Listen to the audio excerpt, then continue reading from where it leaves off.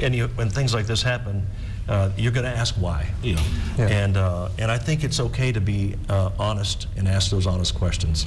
But it doesn't mean that God has forsaken us. It doesn't mean that God has forgotten us.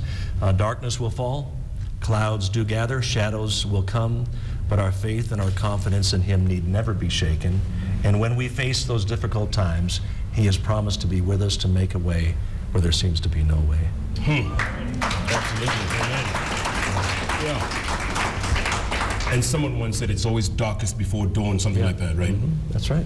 Yeah. And there's going to be times when you got to just push through the darkness. You know, one of my favorite passages of Scripture is Psalm 107, 23 through 31. It says, "Those who go down to the sea in ships, who do business on great waters, they will see the hand of the Lord and His wonders in the deep." And we all kind of say, yeah, we want to see that. The next verse, verse 25, says, "And God caused the waves to mount up to the heavens, down to the depths. They staggered around like drunken men at their wits' end, crying out to the Lord in their distress. The Lord heard their prayer, calmed the storm.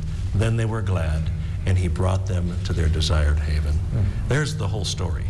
There are three types of people listening to us tonight: those who are about to go into a storm, those who are in the middle of a storm, and those who have just come out of a storm.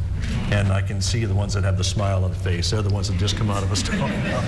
But it's not a negative confession. It's a fact that we are going to go through storms. But it's also a fact that in the middle of the storm, that's where you're going to cry out to God, and that's where you're going to meet Him. He will not forsake you. He will not forget you. And He has Kenya written in the palm of His hand.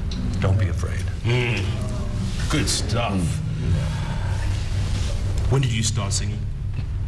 You know, if somebody would have told me I would be a singer and stand in front of people like this, I would have said you're crazy, because I failed my speech class in university because I couldn't speak in front of 15 people.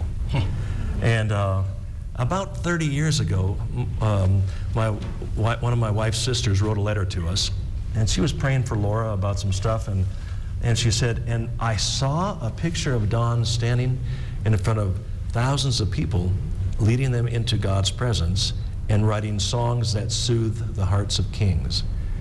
And I said to my wife, Laura, I said, "You know, your sister Susan is a great girl, but she's not a prophet.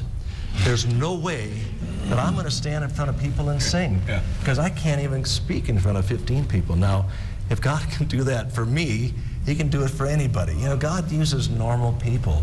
And now I've been all over the world singing, and I've sung to kings and presidents and vice presidents. And God has given me that ability. And the key that I've learned in all of it is I can only be Don Moen.